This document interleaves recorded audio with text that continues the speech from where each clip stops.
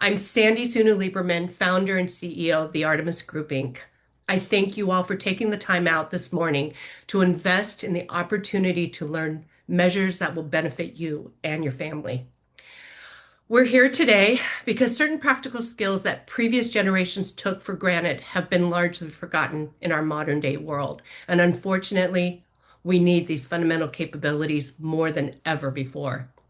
These are fundamental capabilities that help people navigate public spaces with greater confidence and make informed decisions when situations require quick thinking. This session will provide you with genuine, immediately applicable knowledge from three distinguished experts. To be completely transparent, this is also a preview of our comprehensive two-day workshop scheduled for April 11 and 12 of 2026. However, what you learn in the next hour stands entirely on its own. These are real skills you can begin using today. Here's what we're going to do for the next hour. First, Steve Tarani, our tactical expert and author, will provide you with the essential proactive measures needed to control any public venue, fostering confidence through knowledge. Then JJ, our law enforcement professional and former U.S. National Sun Tzu team member, will walk you through the critical skills that come into play when situations develop rapidly around you. And lastly, Stephen Lieberman, our attorney, specializing in self-defense law, will discuss the legal considerations you need to understand when making decisions in challenging situations. As for questions that you may have, please use this platform. If you look at the bottom of the platform, you're going to see Q&A. Please click on that so it'll be brought up onto your screen. Once it's on your screen, you can type in your questions and see them answered. Whether your question is technical or legal or how to apply skills in your particular circumstance, please do not hesitate to ask them. Our panelists will do their best to answer them throughout the session, but some questions we may hold until the very, very end during our live Q&A session. The goal today is straightforward: to give you knowledge that helps you move through public spaces with greater confidence and better decision-making capabilities. These aren't complex techniques, guys. They're fundamental skills that every responsible person needs to learn and apply. Let's begin with Steve Tarani.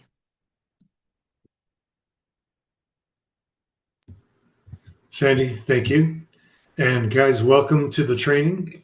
We are this morning presenting controlling public spaces and specifically targeting outdoor venues and identifying proactive measures. This block of instruction, the first one, has 4 divisions of training, and the first division is entitled Planning Ahead. You know, it's just the basics, kind of getting ready for what you're going to do, right?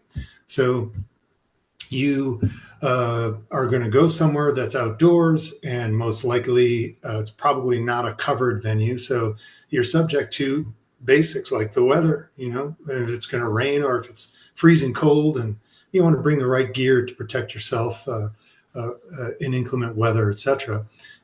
If it's at night, that means it's dark. And, you know, we all think, yeah, we're just going to use our cell phone. However, you may need your phone for one thing. So it's a good idea and advisable to have a flashlight in addition to your cell phone. In the protective services community, we use the glow sticks, and the kids love them because they're fun, and you hook them onto the jacket and, you know, break them and shake them, and it's a good way to identify everybody in the dark. I got 4 people in my group. There's the 4 kids right there. I know where they are. I can see them. I have another good buddy of mine. He uses the term "grab daddy's belt." So in the pitch black, he knows where those little hands are. He puts his hands on their hands on his belt, and when he moves, they move. So kind of a nice way to keep track of, especially in the pitch black. And then another important point is you are going to have your phone. So, you know, quick show of hands, how many of us have had our phone die when we need it the most? So before you leave the house, you know, just quick check, make sure you charged or have enough charge to last through the event. The last part of our preparation part, the planning part, is to dress appropriately. You don't want to wear restrictive clothing, you know, especially in an outdoor venue, something like 6-inch heels or tight pencil skirts, and in case you need to run, right? So you don't want to wear flip-flops. Instead, wear something that'll allow you to cover somewhere between 200 and 500 yards if you need to run. So don't restrict yourself. Come to the venue prepared in case you have to move. Our next section of training is what's called environmental mapping. It's what the protective services use to ascertain and contain the environment with which they're operating. And what that means is do a little bit of homework before you leave. Is this venue in a high crime district? Or are there any planned protests for this event? Look ahead on something like that. Will you be entering a high threat area? If your research indicates that you're going to walk into an environment that's so high threat, you're not obligated to go. No one's forcing you to be there. If you don't show up for a mugging, you can't get mugged. If you find that it's that bad, go another time. However, if you're not already familiar with the area or the venue, find a map. You can look it up on your phone. Understand the layout of the venue. Where's the parking? Where are the walkways? Identify how many and where your optimal entry and exit points are. Talk about it with who's with you, your family, your friends, whoever it is. Hey, if something happens, we're going that way. Just the basics, what direction we're going to go. We have 3 options, nothing exotic. You can find this stuff on your phone, your walking app, and it's good enough for what you need. So this mapping idea is, yes, you might have access to your phone, but if it hits the fan, you may not have the time to look at the map on the phone. So this is why we're trained to use our environmental mapping, meaning take a generalized conception and put it in your brain box so you know that I'm going that way. And that's where the car is. And that's the direction I'm going to use. So it's far better to have it in your brain box than relying on something like your phone, which you may not have access or the time to do it. The next section is cover and concealment. We kind of all know what that is. You want to run a scenario in your mind. Okay, if it happens over there in that direction, then I'm going to go back to where I know where I need to go, which is over there. And you want to run through the scenario. So if it happens, what are my points of cover? What are my points of concealment? Cover, again, just for review, is anything that will stop a bullet, rifle round, pistol round, whatever it is. And that could be something like an external wall to a building, brick wall, cinder block wall, something along those lines. And concealment is not going to stop a bullet, but if you get behind a curtain or a tree or a trash can or something like that, they can't see you.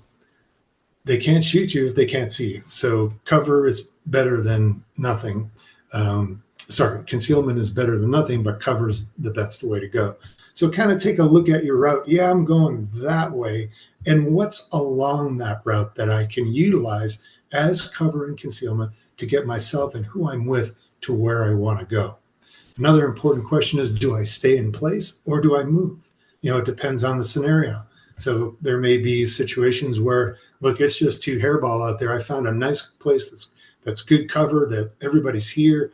You may want to stay in place. Or if it's a situation that demands movement, then stay on the move. It's strongly recommended, if you're going to move, stay mobile, stay mobile, stay mobile. Mobility is your friend. A moving target is much more difficult to hit than a stationary one. Another useful tool that we use in the protective services is what's called baseline rhythm. When you get there, when you finally arrive at your venue, just take a second to look around at your environment. There's building number 1 over there, building number 2 over there. There's the walkway over there. My vehicle is over there. It just puts it in. Remember, we talked about that mapping, that mental mapping. That gives you a sense of location and your position in that location. And while you're where you are, you've finally found your space. In that environment around that space, you want to observe important components, such as what is the speed of vehicles that are driving by? Is 30 miles an hour, 40, whatever it is? What's the general speed? What is the pace in which people are walking? Is it an average or quickened pace, kind of get an idea. Then the noise level, what's the general noise level for that environment? And then the general conversation level, people talking, announcers on the loudspeaker, that kind of the thing. You want to register all of this in your brain box and set what we call a baseline. So that all of that activity around you forms a sort of a rhythm, and that's what the word baseline rhythm means. So if something happens and there's an event that occurs anywhere in your environment, it will alter that baseline rhythm. If you, and that your ability to recognize a change in baseline rhythm is the earliest warning system that we humans have on board. The bottom line is, if you detect a change in the baseline rhythm, do not ignore the signs, as it may be actionable. So guys, plan where to park, as part of this. Plan everything a little bit ahead of time as you can. Where am I going to park? I'm going to park in a well-lit area close to the parking structure, stairwell, or near an exit ramp. Remember precisely where you parked and who has the keys. Honey, you got the keys? Something like that. Quick show of hands. How many of us have ever walked out in the parking lot and held our keys in our hand and go, where the heck did I park, right? So plan, and then, let's say something does happen. We don't plan on this, but if something does happen and you get separated, or something doesn't have to happen, someone in your group gets separated, whatever it is, we use a term called a rally point. Rally point. It's where we are going to all meet. If something happens, we get separated, we're all going to meet at that guard gate right at the front of the parking lot, something like that. And when everybody's there, you account for everybody in the group, then you can move as a group. Another recommended part of this is also roles and responsibility. Plan for who's doing what. Okay, we have some elderly, we have some disabled, we have some children. Who's going to, okay, you're going to take grandma, I'm going to take the kids, that kind of thing. A division of labor, who's going to do what. Bottom line, guys, if it hits the fan, who's doing what, where are you going, and how do you get there? Those are the main points on that. Last but certainly not least is an aspect that we sort of consider, but we don't really have a training component to mitigate this. And this is what's called frozen with fear. And if you think about it, how many of us have this sense, okay, man, if it really hits the fan, will I freeze? Will I just stand there? Could it happen? It could happen. We humans need information to make a decision, to act.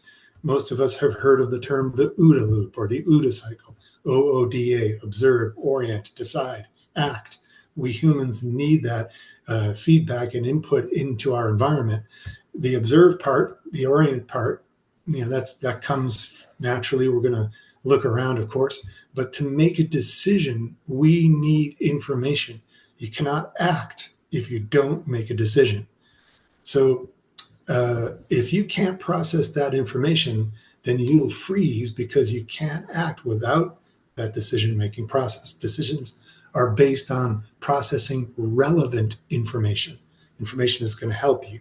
If it's the case that this information is new, for example, you've never been in an active shooting situation before, it's brand new to you, or it's unfamiliar, meaning that you don't know the response to it, you've never actually run a drill or know what to do, and threatening. Those are the three aspects. The information is new, the information is unfamiliar, and it's threatening.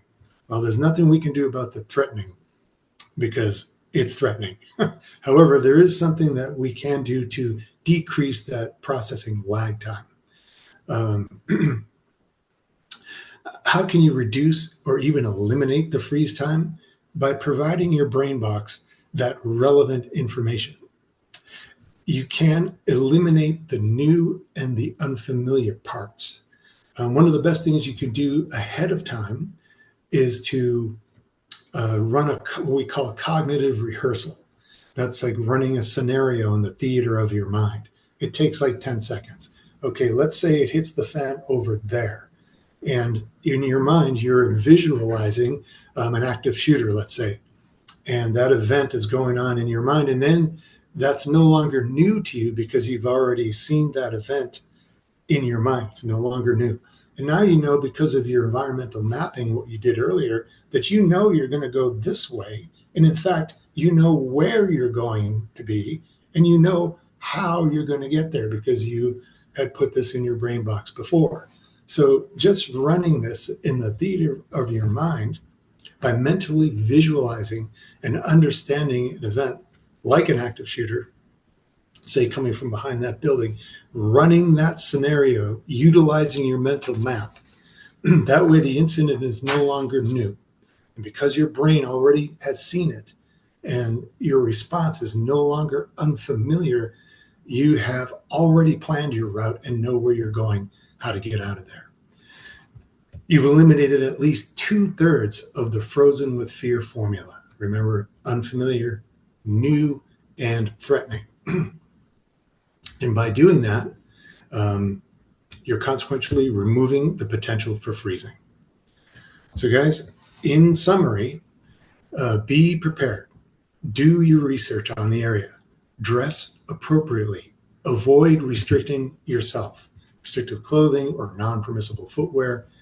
And do your environmental mapping, installing a little mini schematic in your brain box. Set your baseline. Establish your baseline rhythm. Observe the pace and volume of your environment and be cognizant of any change. Have a plan. This is one of the most important parts. Determine who's going to do what. Set your rally points, know where you're going, and how you're going to get there. Take a moment, breath in, breath out, to prepare your mind by running a couple of quick 10-second scenarios. This doesn't have to take all day, just a few seconds.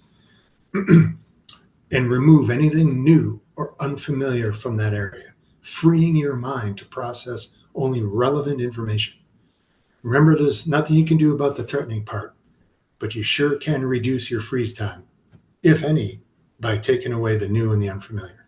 There are two types of people in the world, guys, just being honest with you. Those who are trained and those who are untrained. Survivability favors the trained. Again, why we're here is to provide you this training. You will most likely never need any of this, but better to have and not need than to need and not have. And I'm going to leave you with one of my favorite quotes from Miyamoto Musashi. It's better to be a warrior in a garden than a gardener in a war. Thank you, Sandy. Thank you, Mr. Tarani. Good morning, everyone. Now I'm going to take you back to that individual that find themselves in that situation. For example, if I am inside this shopping center or mall, right, and out of a sudden active shooting starts, and now my first thing is to get away from that environment, right? Run. Then if I don't have that option, hide. Then last resort, if I have to, I'm gonna fight. But like Mr. Tarani was talking about, maybe in certain situations, you don't have access to the exit right there, or you better hide behind some cover concealment. Then you're finding that opportunity, then you can run, get out of there, right? All depends on that environment that you're at. Now, I'm about myself because if I'm alone, at that point, I'm much faster. I am only focused on myself at that point, right? Or I'm out with my wife.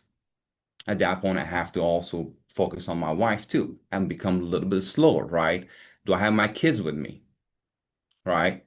I also become more slower regarding moving out of that environment, right? Are they at the age that they can take some responsibility, right? If that's the case, that's good because at that point I can count on them that they can start running faster, follow some orders, right? And follow those plans that we already set. If you think that you're gonna have time, that at that moment that everything's happening, you can sit and come up with a plan with your family, with your loved ones. Unfortunately, you're not going to have that time. You're already behind. Everything should be set before. For example, I always plan it with my wife. If we are separated, for example, you're in a shopping center, happens all the time. I say, oh, I'm gonna go check that store. You're gonna go check the other store, and in 20 minutes we're gonna meet at Starbucks, for example. Things happen. We are separated. Am I gonna go look entire mall for my wife? Or we should plan it. All right.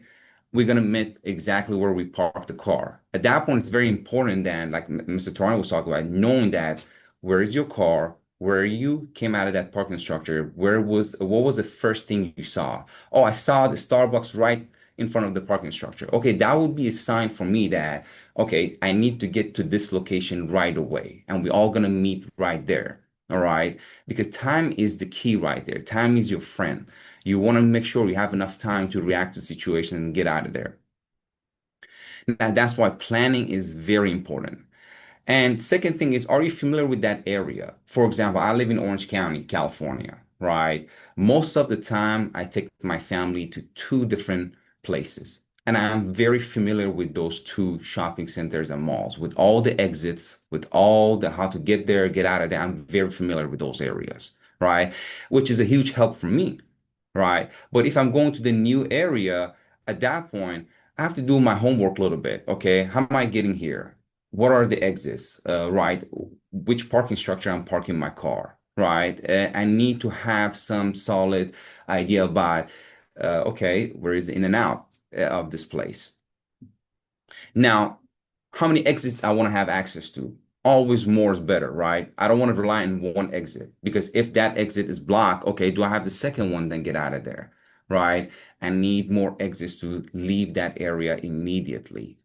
And when you are leaving the area, right, you're running, you're leaving, right? When you're running, make sure you check your hard corners. What are we talking about hard corners? For example, the alleys, the areas that expose you to another new area that you have no idea who's there, right? Quick peek before running, right? Making sure that you're not exposing yourself to that unknown area out and over, right? Making sure you check your hard corners. All right. And it's not also time to be, I would say, super polite. Okay. My goal is to get my family out of there. Right. If I'm in the exit, I'm not gonna go, oh, please after you. Oh no, please after you. My job, my responsibility is to my family to get them out of there. I'm not saying I'm gonna get in fight with other people, but I'm gonna be very direct. Right. You don't have that much time to spend that, oh please after you, no, we're gonna go come after you guys. No, you want to get out of there.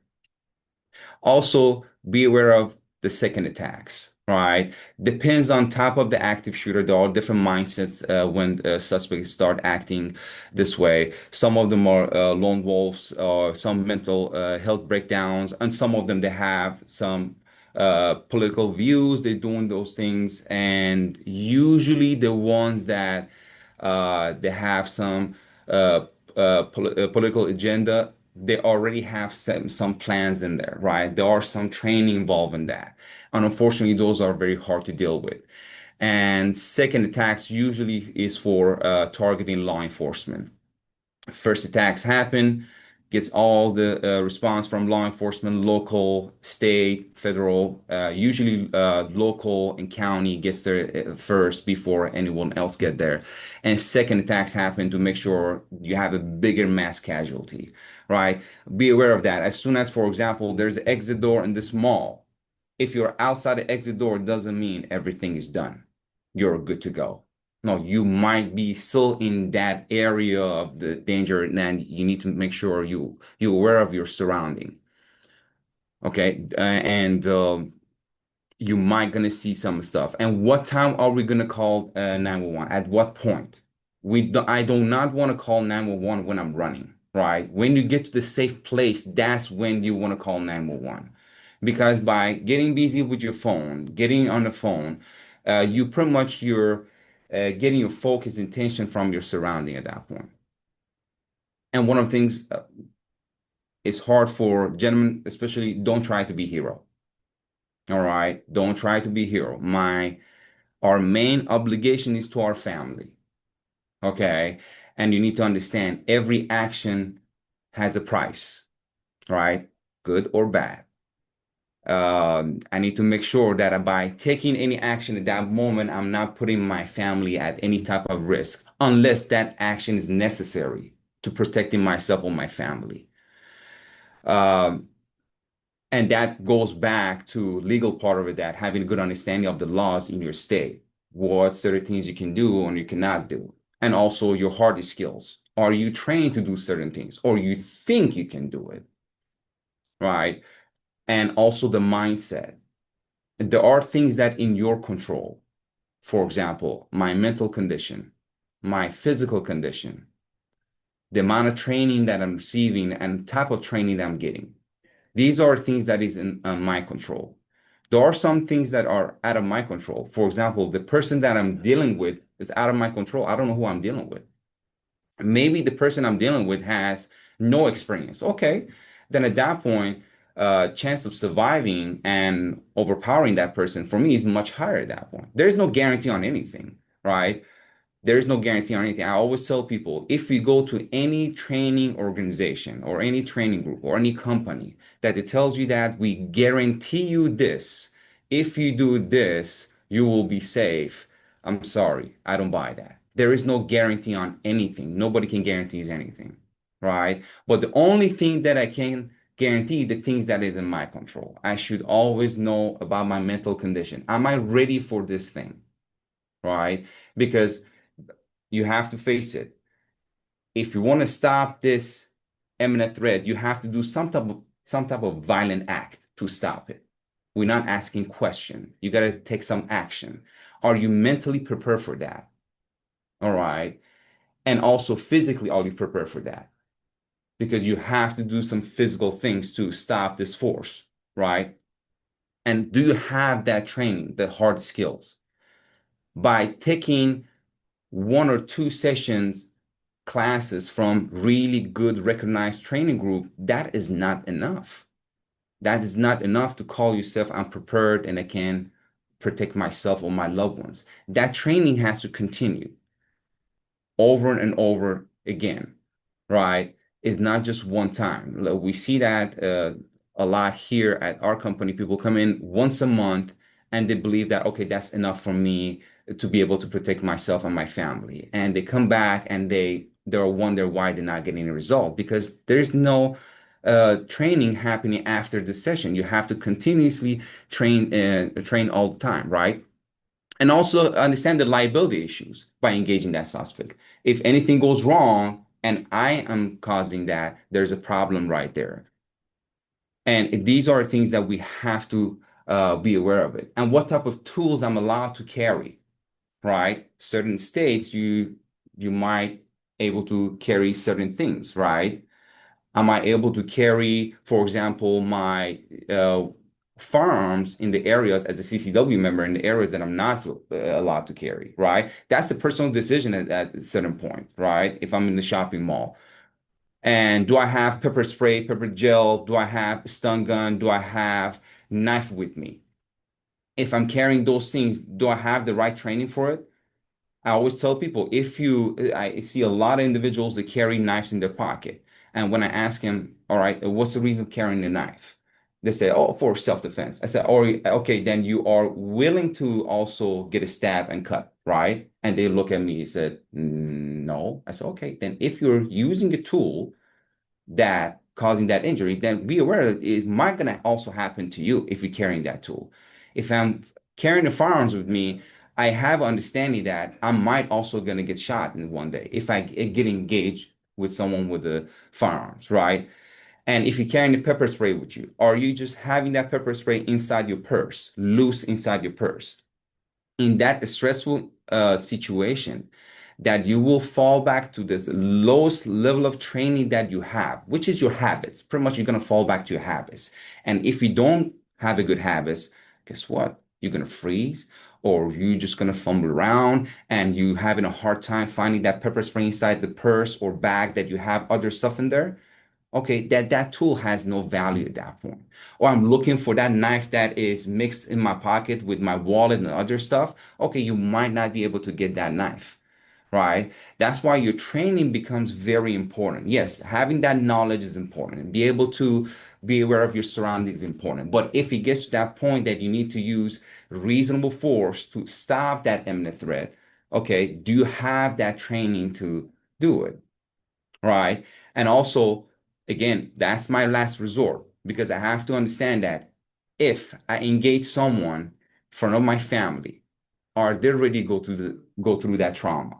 right? That's why my goal is always to avoid that situation, right? That's our main goal in this type of environment, to avoid and the last resort engage.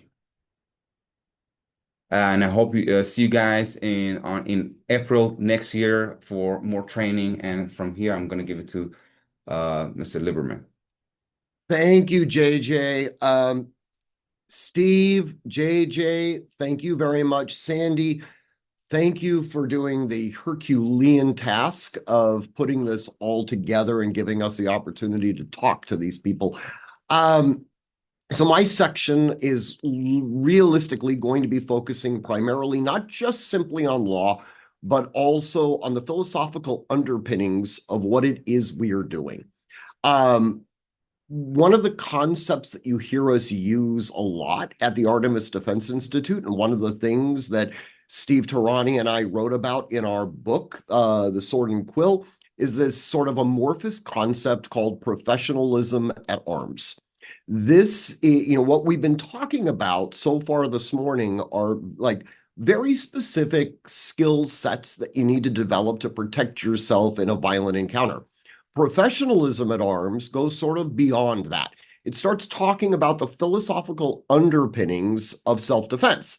And sometimes oftentimes, they have some level of incongruity associated with them. And you have to really spend some time thinking about it. Let's sort of begin as to where we sort of, start off with our process. The first thing that you need to understand that every single one of you hearing my voice right now has an inalienable right to continue to exist. This is extraordinarily important because this sets sort of your baseline. The Declaration of Independence is very, very specific. There are certain rights that have been granted to us by the Creator that we cannot turn over to the government to be regulated on our behalf. The very first one articulated in the Declaration is the right to life, or in another way of saying it, the right to continue to exist. And when that right is being threatened by someone, there's a corollary. You do have the right to use violence in order to perpetuate your existence. Now, this was further developed back at the beginning of the Italian Renaissance by a theologian named Grotius, who came up with the concept of jus bellum. Now, this was really looked at primarily from an international concept, when nations were sort of legally justified to going to war with each other. But it also delves down directly to the individual. For all intents and purposes, when you are confronted with a violent encounter, you are essentially being put in a position where you are going to war.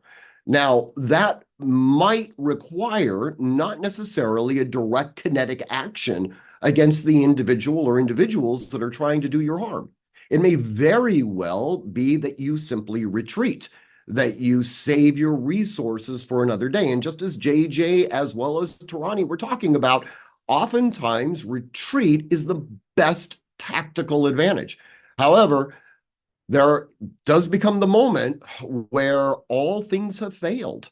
And now you must rely on your last line of resistance. And this is the deployment of some form of force in order to protect your very existence. Now, the law understands that sometimes you are, in fact, going to have to violate the law. That's probably the most articulate way that I can explain this. The law sets certain very specific codes of conduct. At a very basic level, you're not allowed to kill people, nor are you allowed to engage in an act that potentially could kill someone. It's generally prescribed. However, based on certain circumstances, you can have what is called an affirmative defense. You can articulate before a court that based on the actions of another individual, you were effectively exempted from an application of that law. Now, the way we look to determine whether or not the affirmative defense of justified self-defense comes into play is to ask the threshold question, Is it objectively reasonable to believe that there is an imminent likelihood of death or great bodily injury? Now, this is oftentimes referred to as a triable issue of fact. Notice that I did not say, is it subjectively reasonable to believe? Was it Mr. Tarani looking at the situation and saying, I feel threatened, therefore I'm going to use deadly force, when the rest of society would look at this and say, no, I don't think I would feel threatened under that particular situation. Likewise, Mr. Tarani with his skill sets and JJ with his skill sets and Sandy with her skill sets are going to be uniquely different. The jury is the ultimate trier of fact. These are 12 people who are going to look at the very specific fact pattern, distilled down to not just the very moment, but also pre-existing things that have taken place leading up to that moment. But they're going to look at that and they're going to say, would a reasonable person, this somewhat amorphous concept, would a reasonable person, given the similar circumstances, have reacted in a similar way? This is largely predictable, right? We can look at certain situations and say this is going to, by definition, raise to the level where someone under similar circumstances would use deadly force. Other times, it's not so clear cut. After all, if you have the woman walking through the dark alley in the middle of the night and she's suddenly approached by an individual, she may react in an entirely different manner than someone who's, say, 19-year-old male that, is a bodybuilder.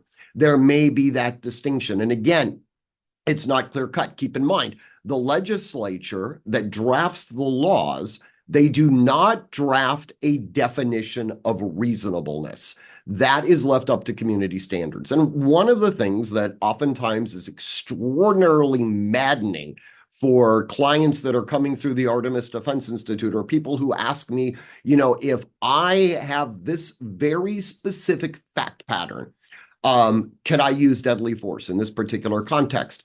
And my response to that is usually, what zip code are you in? All right, because fact of the matter is how a district attorney is going to choose to prosecute or not prosecute someone is largely going to be dependent on their political values. Using California as an example, we have a fairly broad demographic base within California.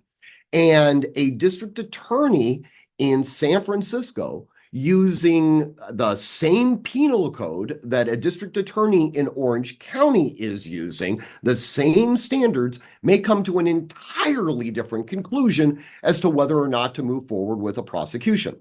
So it's very, very difficult as an attorney to sit there and say, this is the way. These are your left and right lateral limits. You need to understand that as someone who recognizes that you do have an inalienable right to exist, by definition, you are in a morally ambiguous environment.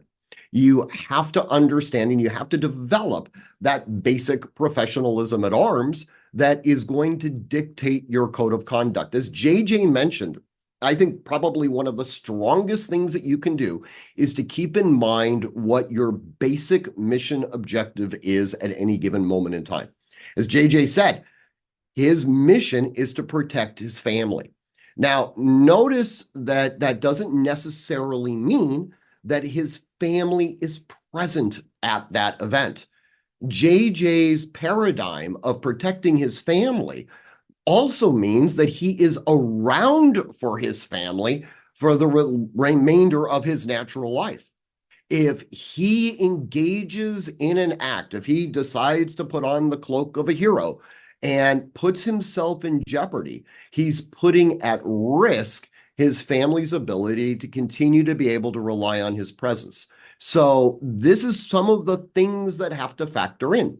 Now, I will also tell you that I have had clients that have been extremely adamant about the fact that they would only use some level of force to protect themselves and to protect their family. For anyone else, they will exclusively be nothing more than a good witness. And that actually comes with a certain degree of moral problematics associated with that as well. Because if you have the skill sets, if you have the tools to be able to save someone else's life, and you have consciously chosen not to do that, well, you may be so psychologically damaged afterwards that effectively you're not going to be able to be there for your family. You're going to be so traumatized by this. So there are always trade-offs that have to take place. There's no getting around that. Now, one of the things that and I'll sort of conclude with this, and then we'll turn it over to questions here in a second, but one of the things that people do seem to be terribly concerned about is civil liability exposure. Keep in mind that everything that we've been talking about, right, for the last 45 minutes or so, have been acting as a result of someone else engaging in criminal conduct. And we've been sort of, in my lecture here, sort of overlaying the concept of whether or not we are going to be judged as engaged in some form of criminal conduct by engaging in some form of self-defense. Now, the criminal courts are relatively clear-cut. And when I say relatively clear-cut, it's simply because we have a sort of a structural framework of a district attorney or a U.S. attorney, depending upon the venue that's being chosen. The civil side is entirely different. In a civil situation, now you have someone suing you for damages, that your actions were so egregious, they were either intentional or they were negligent. And now, as a result of that, you are going to have to pay money to the individuals that have been victimized by you. Now, one of the threshold inquiries is whether or not your actions were the proximate cause of the individual's injury. So to give you an example, if JJ were to engage in an illegal act of victimization against me, and I used force to prevent him from continuing that attack and ended up injuring him in the process, and then JJ were to sue me for his injury, one of the first questions that I would ask is whether or not my actions were actually the proximate cause of his injury, or whether or not his actions sort of initiated that process. And that is largely going to put liability on him. This usually manifests when you have a third party that is injured. So I go to defend myself against JJ, and in the process, I end up injuring Mr. Tarani, right? Well, Steve ends up suing me for his injury. The proximate cause of his injury, though, is actually JJ's original illegal action. Therefore, the proximate cause returns to JJ. Now, if my actions in defending myself against JJ are so egregious, right? JJ comes up to me holding a little, Kubaton or something like that and demands my money. And I respond to his actions by spraying him haphazardly with my fully automatic firearm. Okay. And as a result of that, Tarani ends up being injured by one of my stray bullets. My actions may actually be what we refer to as an intervening event. My actions were so unreasonable based on the original action by JJ that I end up becoming the proximate cause of Steve Tarani. What we're talking about right now is called tort law.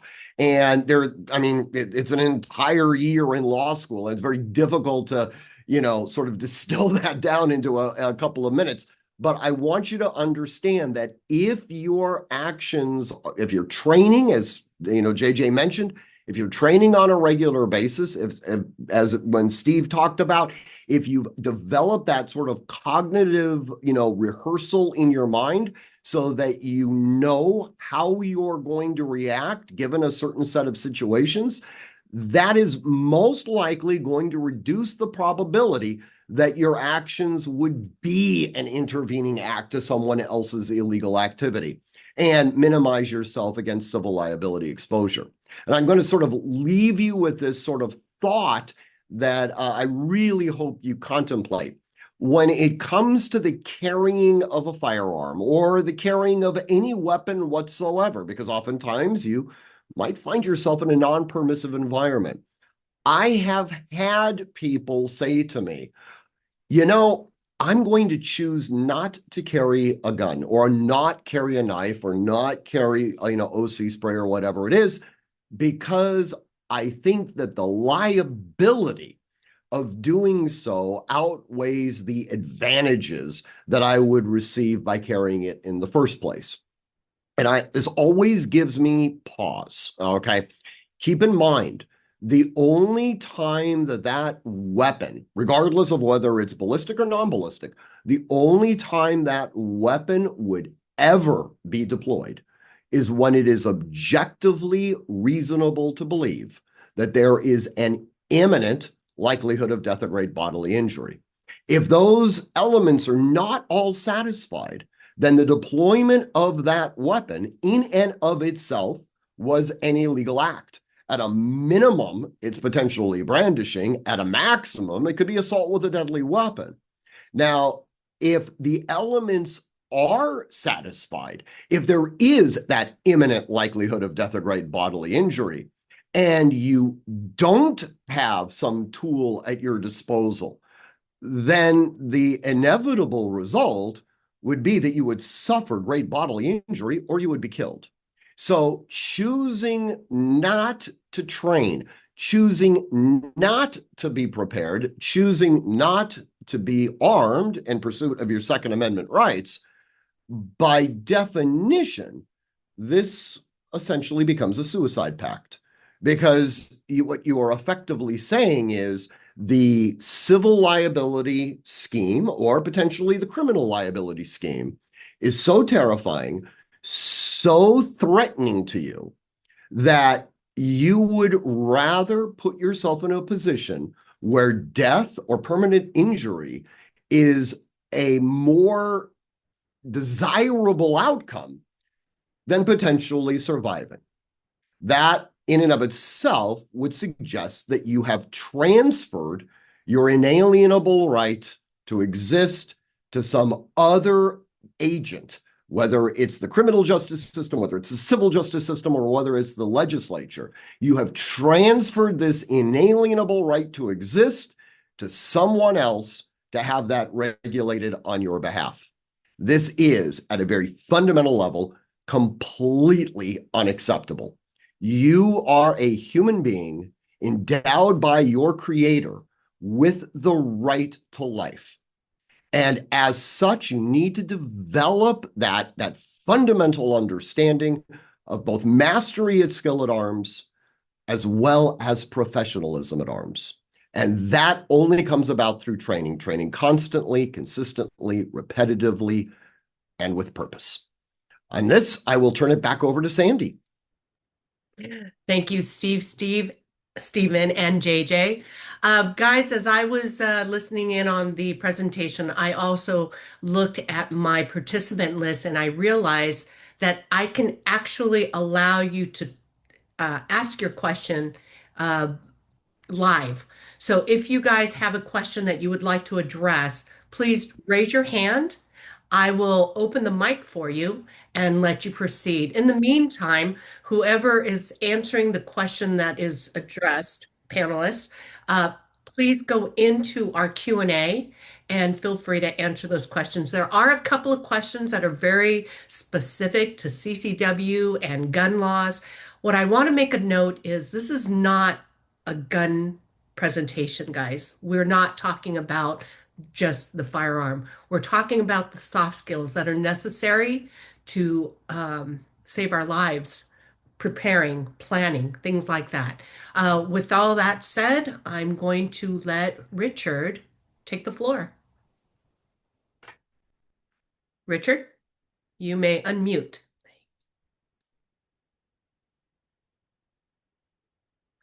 Richard, in the bottom left-hand corner, you should have a microphone. Just click on that and it should allow you to speak.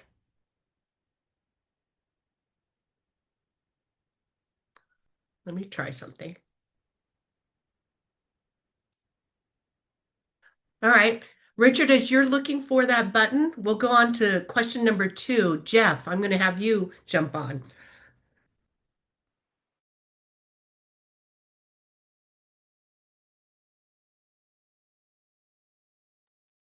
I think Jeff is looking for his microphone too.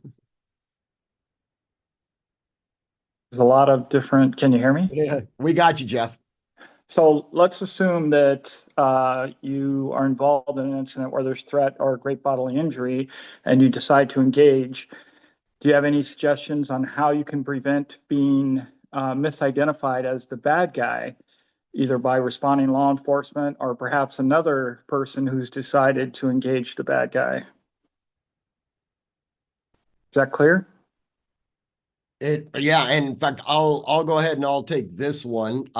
So one of the first things that I would suggest is that when law enforcement typically arrives on scene, they are looking for, well, they look at things from a sort of a totality of the experience, right? They start out large and then they sort of gravitate to small. One of the first things that people look at is, and I'm going to go back to this concept of mastery at skill at arms. Reality is that most active shooters, most individuals that engage in criminal conduct have extraordinarily limited training. Now, that's not a universal thing by any stretch of the imagination, but it does seem to be something that is borne out repeatedly through all of these different incidents. So as an individual who displays a level of professionalism with their arms, with their content, with their communicative skills and things like that, it is less likely, though not by any stretch of the imagination impossible, that you would be identified as the threat, okay, per se. I've heard people talk about badges and things like that. And typically speaking, those things actually have very limited value. Most often people are looking at, again, the totality of the individual as opposed to whatever sort of accoutrement that they happen to have on at any given time. So, that would be my first response to that. And then, of course, there's the obvious, right? When people in polyester uniforms start, coming to the scene, you have, at that point, it's time to transfer the authority over to them, right? Does that make sense? Yeah. All right, so that was Jeff. Was that Jeff that answered that? Yeah. That was Yeah. Jeff. Fantastic, Jeff. I'm going to go ahead and mute you. Alex, you've got the floor.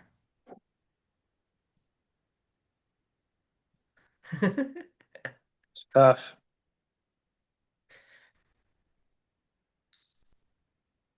Can you hear me now? This is Alex. Perfect. Perfect. Yes. So in the view of the incident when this young woman was killed by a deranged perpetrator in the train, and nobody acted at all whatsoever. When I had my initial training 20 years ago in Texas for my concealed carry, we were trained that if you are in a 7-Eleven store and somebody is pointing a gun at a clerk and they're back to you, you don't say stop or turn around. You just shoot in the back of their head. Now, in this situation, when let's say you're somebody who's sitting behind this man who just stabbed this woman and they're back to you, are you required to say turn around, drop it, or you just shoot them? And what's the repercussions? Okay, so I actually will jump in on this one right off the bat. So no, there are no proactive requirements that demand some form of a verbal communication prior to engaging in an act of self-defense, including an act of self-defense protecting a third party. Okay. Now, depending on the very specific circumstances associated with that fact pattern, it may be advantageous. So keep in mind, the overriding mission objective of anyone who carries a weapon, all right, is the fundamental protection of human life, not the protection of property. For property, we use an entirely different, weapon system. It's called insurance. Okay. So the question that we sort of have to ask ourselves is whether or not engaging in some sort of verbal dialogue, asking the person to stop, whether or not that is going to enhance the victim's ability to survive, or whether or not it actually is going to reduce their possibility of surviving that experience. All right. We get into I'll do like an hour lecture on this, where we get into sort of a large, dynamic discussion on, reducing an individual's right to exist and transferring, some of that percentage chance to the assailant for their benefit, and why that actually could be an immoral act.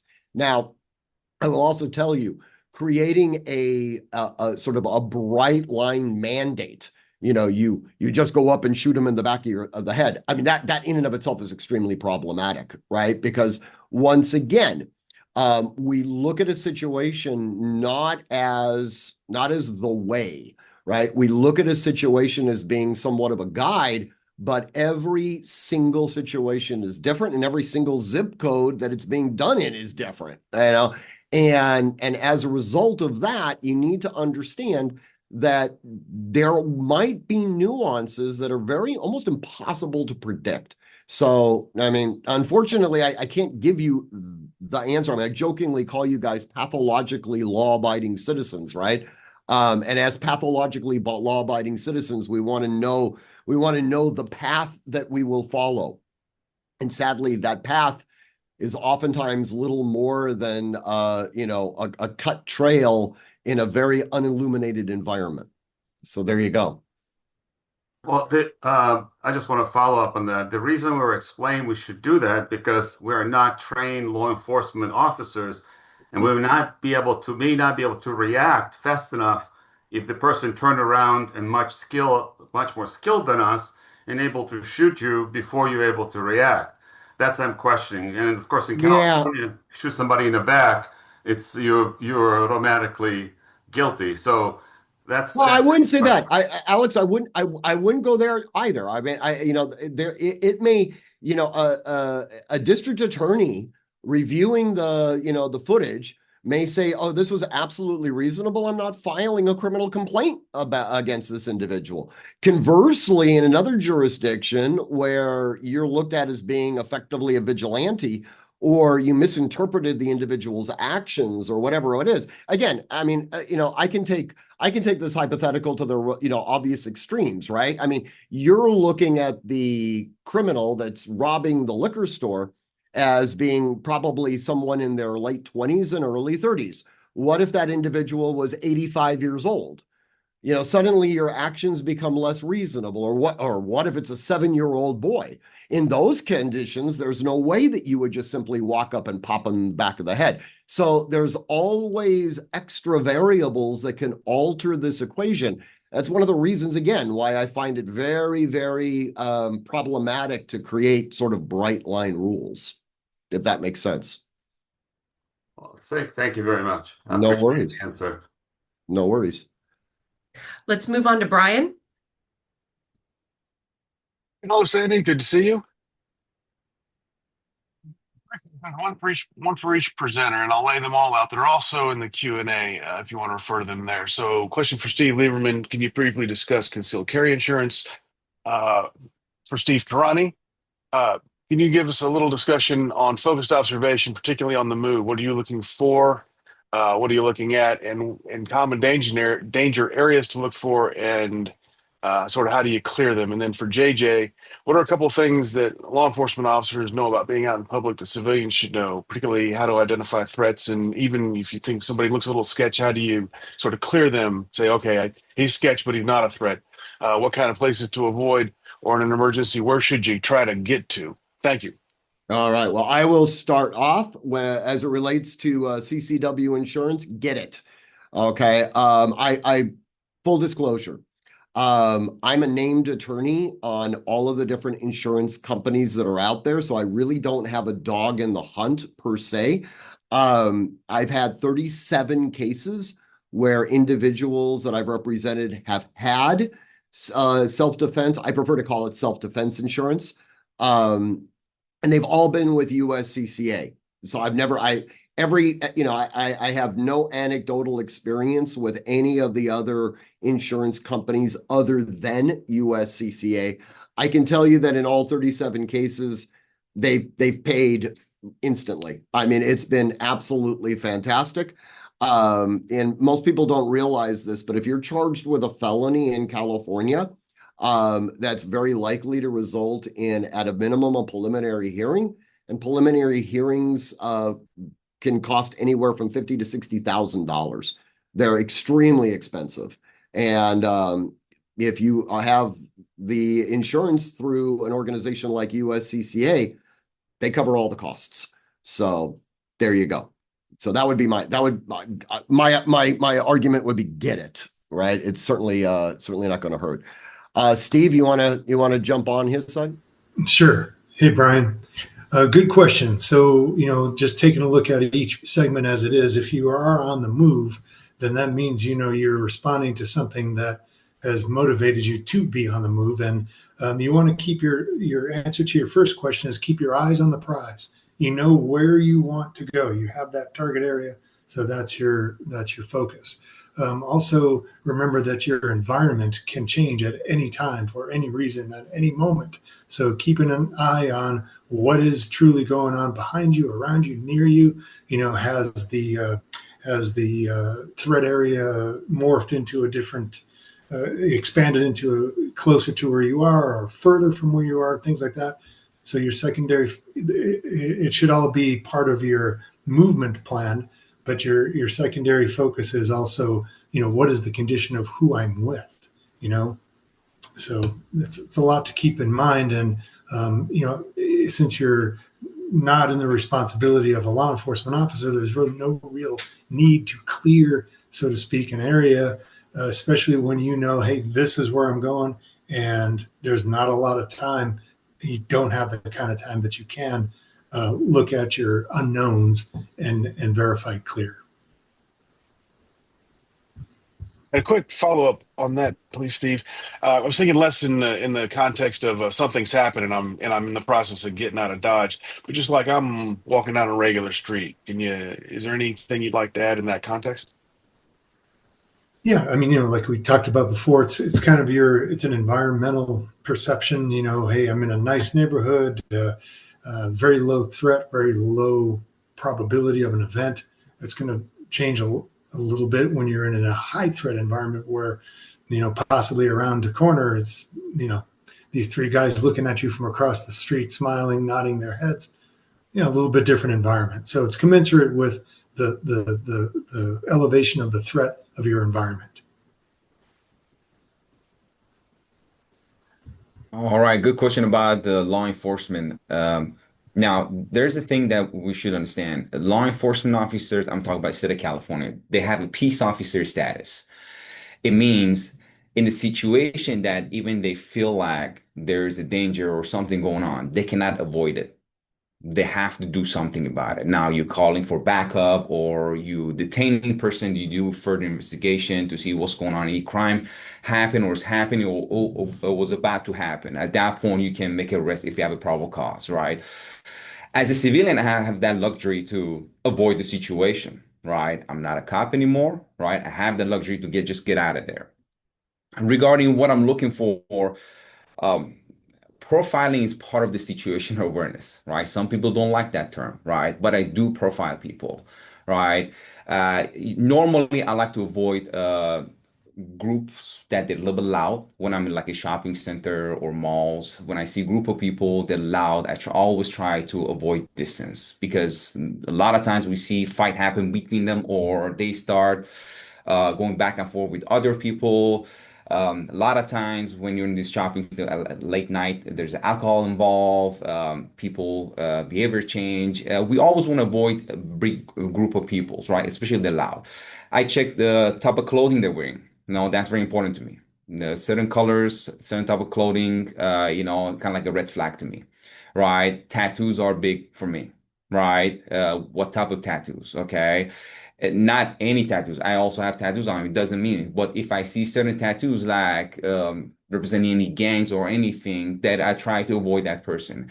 And I also always play a game. You know, that's just me. I always try to see who's carrying firearms, right? I always check individuals to see who's printing, pretty much. A lot of you guys concealed carry, you know that term of printing. It means like a bottom of the magazine or part of the grip. It shows that someone's concealed carrying a weapon because the weapon is way too big, or they don't have a good holster or good belt, or the way they're carrying is wrong, that causing printing. I always looking at that, right? Because if your group of people conceal carry, right? Law-abiding citizen that they have a permit for it, off-duty cops, sometimes criminals, right? That's it. But some normal people, they don't pay attention to those things, right? But I do like to play that game. I'm always checking people, right? Especially in counties like Orange County, that we have a huge number of people that they have CCW permit. You know, I do like to know, right? Those are things. The type of dressing, the color, right? Now, in Orange County, especially in South County, certain areas, we don't have that much gang issue, but still, they can drive, go anywhere they wanted, right? Tattoos are big, and I'm always trying to avoid big crowds, right? And especially the loud ones. The group of people, the loud, I always try to create distance because remember, distance, it means I have more time to react to that situation. Closer I am to the problem, I have less time to react to it. Further, I have more time to react to it. And regarding surprises, I always say use the element of the surprise, right? If I'm dealing with a surprise, I'd rather to have that surprise in front of me than behind me because at least I have a chance to do something about that surprise compared to behind me that I don't have any chance. That's why positioning myself is very important, right?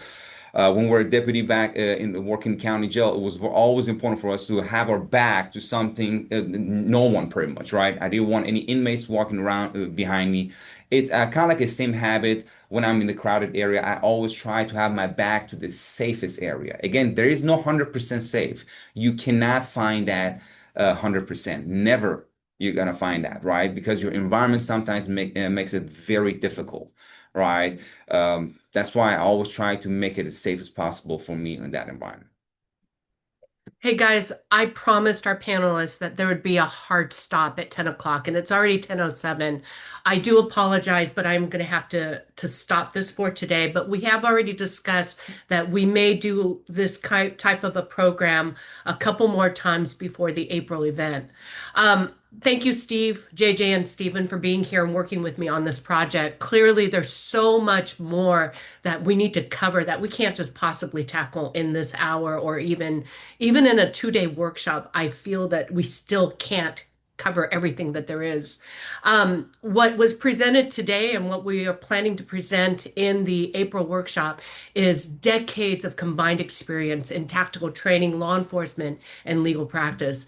These aren't theoretical concepts, guys. These are practical skills rooted in real world experiences that we can apply immediately in our daily lives. The area we've covered are foundational today, and hopefully we've given you just enough to build the confidence and decision-making process so that when you're in the public environment, you can start the thought process. It takes practice. The more you practice, the better it will become. As I mentioned at the beginning, we have that 2-day workshop in April. We hope that you guys will all consider joining us for the event. It's going to be held at the Costa Mesa Hilton, again, April 11 and 12, and it's an all-day thing. So we're hoping you guys will get your hotel rooms and stay with us. Join us for the lunches and the VIP dinner. I think you guys are going to get a lot out of this. But again, even if you choose not to participate in that, we believe that we provided something of value to you today that you can literally turn around and start utilizing as you guys go out shopping or having dinner at restaurants and things like that. Thank you all for your questions, and I apologize again for having to cut it short.